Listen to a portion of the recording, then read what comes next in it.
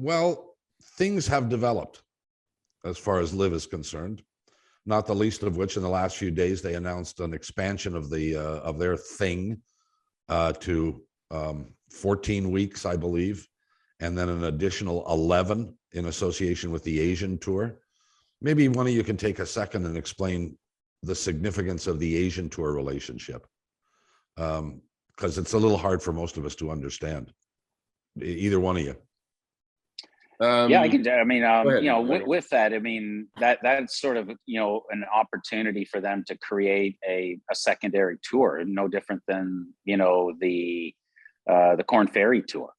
So I mean, this is where they're coming. I know people are jumping at the conclusion that they're able to use those type of events to, I don't want to call it manipulate the world golf rankings, but I mean, this is not what their plan was in the beginning. Their plan in the beginning was to just, we need a secondary tour. And this one was sitting right there waiting for us to sort of take and make it better, by the way. So that's the component of the Asian Tour specifically, is it's just, again, a subsidiary. You're not going to see 48 guys playing 11 tournaments on the Asian Tour. That's not going to happen. There's going to be a spattering of events here and there that they will, if they want to participate in. Mm-hmm. I know that this sounds like a lot of guys have used, so I want to play less. I want to make, more money playing less. But that's not everybody. Not everybody wants to do that. Maybe Dustin Johnson wants to play 25 tournaments a year. Who knows? But again, that's just the Asian Tour. That's just them acquiring the Asian Tour to have a secondary option, similar to the Corn Ferry Tour with the PGA Tour. And the Asian Tour under LIV, if that's the right phraseology, it does not mean the Asian Tour changes the format to conform with the 3-day 48-man field, right? No. Well, I don't think there's been any discussions on exactly those events. I think will stand on their own. That it will not be a LIV formatted type of team event structure at all. Not that I know of, but I don't think there's been any sort of formatting around any of those events at this point in time.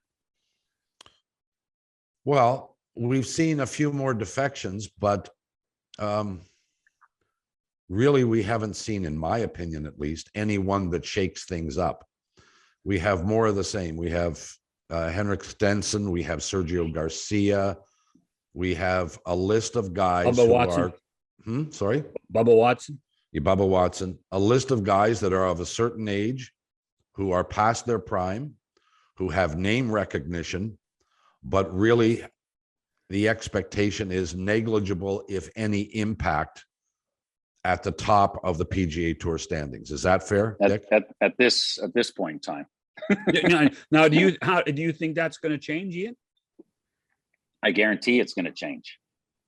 100% going to change. With a defection of a star? As soon as the FedEx Cup is over and guys have played their season out, you are going to see, as Bob says, important, significant players are going to be joining LIV. Agree, Richard? I think yes. I think it is moving in that direction. I think 2022 was an excellent beta test for them. They ran into some obstacles. They pivoted and come around it from a different direction and continued to make progress. I am of the opinion that I'm fine to have other competition go against the PGA Tour. I believe the component of the PGA Tour with their historic events, and there's a bunch of them. There's a bunch like this week, like the Rocket Mortgage Tournament in Detroit. It's a weak field. It's certainly, the PGA Tour can't have a whole bunch of US Opens and Canadian Opens and big PGA Tour events.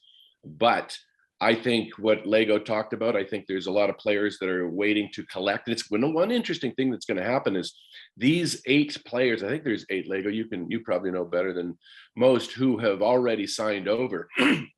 They've been wiped off the list. So they're not even on the FedEx list. And the question that I have, and there's a vacuum of players that'll take that. It's going to move the 125 to 132 as far as a hard line for keeping your job. That's going to happen. But also those people that are suspended from the PGA Tour perspective, those 8 players, they're not going to get money on the FedEx that they probably think that they've earned.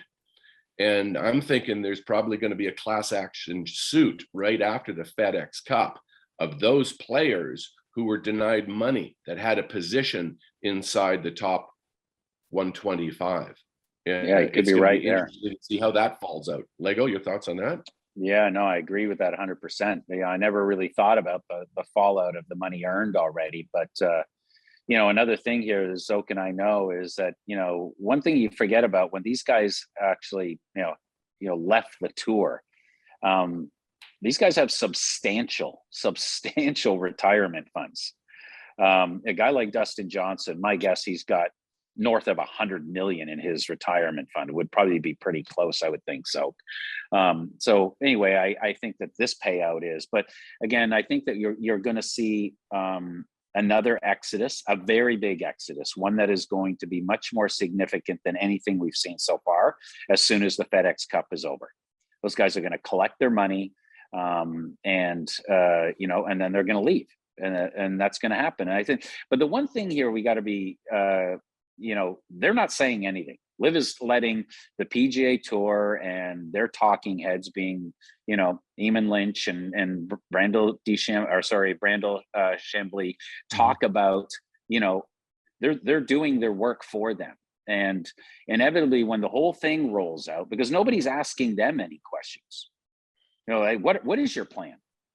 Nobody's asking them that yet. So when it does roll out, I think that there's going to be a significant hit to the direction that LIV is wanting to take.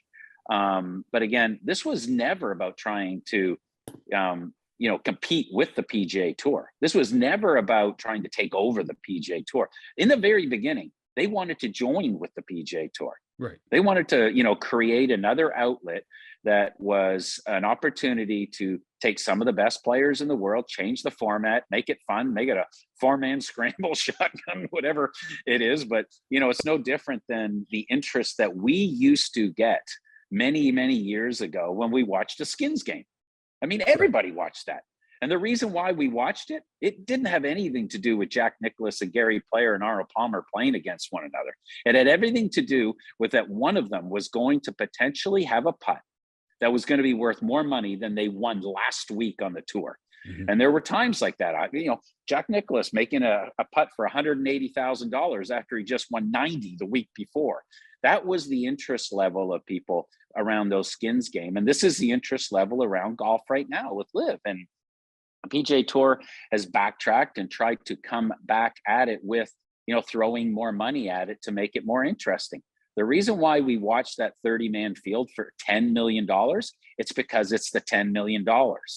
That's why we watch that tournament. And I think that that's the case with all of these players. But unfortunately, I wouldn't say that the PGA Tour cut their own throat on this, because I think they're going to have to come back to the table when they see the amount of players that are going to leave for this. They're going to have to, you know, protect their own brand with some kind of a merger.